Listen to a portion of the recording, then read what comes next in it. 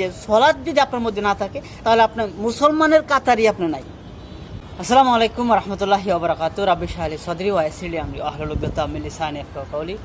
শ্রদ্ধেয় আমার ফ্যামিলি ভাই বোনেরা, আজকের এই ভিডিওতে আমি আপনাদের কাছে কিছু কথা শেয়ার করতে চাই। সেটা হচ্ছে যে মানুষের মধ্যে এমন কিছু কিছু আমল রয়েছে যা মানুষ আমল করে বুঝতে পারবে তার আমলটা কবুল হয়েছে কিনা। তার মধ্যে যদি আপনি দেখেন যে আপনি কুরবানিটা দেখতে পারেন, কুরবানি যেহেতু আমরা কিছুদিন আগে কুরবানিটা করলাম, সেটা আল্লাহ সুবহানাহু ওয়া তাআলা দরবারে কবুল হয়েছে কিনা সেটা যদি আপনি একটু গেস করেন তাহলে আপনি বুঝতে পারবেন যে সেটা আল্লাহ সুবহানাহু ওয়া তাআলা দরবারে কবুল হয়েছে কিনা। নাম্বার 1, আপনি যখন কুরবানিটা দিলেন তখন আপনার সেই কুরবানিটা একমাত্র আল্লাহর উদ্দেশ্য হতে হবে। যদি আল্লাহর উদ্দেশ্য হয় তাহলে আপনার কুরবানি আল্লাহ সুবহানাহু ওয়া তাআলা দরবারে কবুল হবে। দ্বিতীয় নাম্বারটা হচ্ছে যদি আপনার সলাৎ আপনার মধ্যে থাকে। এই জিনিসটা আসলে একটু বেশি হয়ে গেল, কঠিন হয়ে গেল যে সলাৎ যদি আপনার মধ্যে না থাকে তাহলে বুঝতে পারবেন যে আপনার কুরবানি কবুল হয় নাই। জীবনে যত ইবাদত করবেন, যত ইবাদত আছে, সব ইবাদতের মূল চাবিকাঠি হচ্ছে তাওহীদ আর হচ্ছে সলাৎ।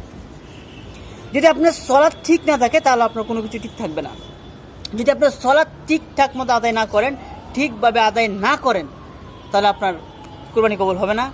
এমনকি আপনি যত টাকা দান করেছেন, দান করবেন, যদি আপনার সলাৎ আদায় না করেন তাহলে সেটা আল্লাহ সুবহানাহু ওয়া তাআলা কবুল হবে না। তাহলে সবচেয়ে একদম মেইন ফোকাস হচ্ছে সলাৎ।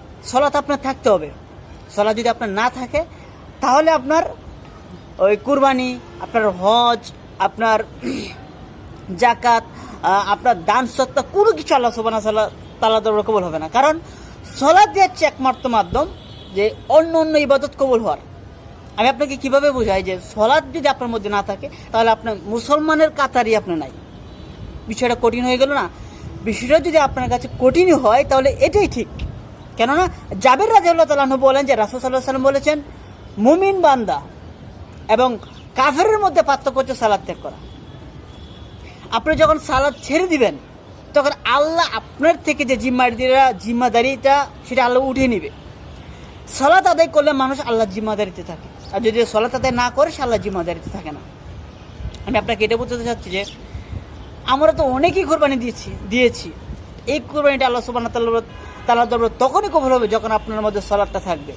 আর যদি সলাত না থাকে তাহলে আপনার কোরবানি কবুল হবে না।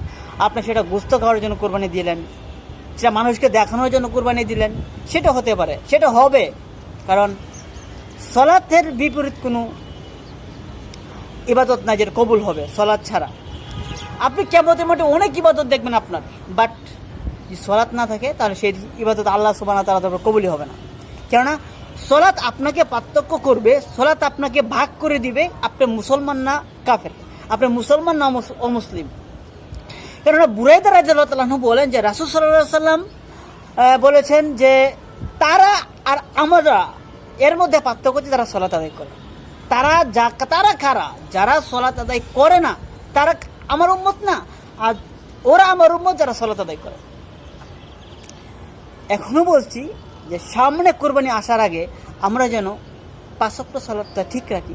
আপনি একটা জিনিস দেখেন, আপনি যদি ফজরে 2 রাকাত সালাত আদায় না করেন তাহলে আপনি মুসলমান না। আপনার কষ্ট লাগলে আপনি মুসলমান না। আপনি যদি জোহরে 4 রাকাত ফরজ নামাজ আদায় না করেন আপনি মুসলমান না। আমি আপনাকে কিভাবে বোঝাই যে সলাৎ কত গুরুত্বপূর্ণ একটা ইবাদত। সলাৎ নাই যার কিচ্ছু নাই, তার সলাৎ যার নাই জীবনে, তার জীবনে কোনো আমল আল্লাহ সুবহানাহু ওয়া তাআলা দরবারে কবুল হবে না। বিষয়টা কঠিন হলেও আপনাকে সলাৎ আদায় করতে হবে। সলাৎ সবচেয়ে গুরুত্বপূর্ণ একটি ইবাদতের জগতে। যাই হোক, আল্লাহ যেন আমাদেরকে সামনে কুরবানি আসার আগে আল্লাহ যেন আমাদের যারা কুরবানি দিয়েছে, যারা সলাৎ আদায় করে না, আল্লাহ তাদেরকে তুমি সলাৎ আদায় করার তৌফিক দান করো, এবং সামনে কুরবানির জন্য আল্লাহ আমাদেরকে তোমার সন্তুষ্টি এবং তোমার সালাতের উপর আমরা যেন সবসময় অটল থাকতে পারি। আল্লাহ তুমি আমাদেরকে সেই তৌফিক দান করো। আমিন। আসসালামু আলাইকুম ওয়া রাহমাতুল্লাহি ওয়া বারাকাতুহু।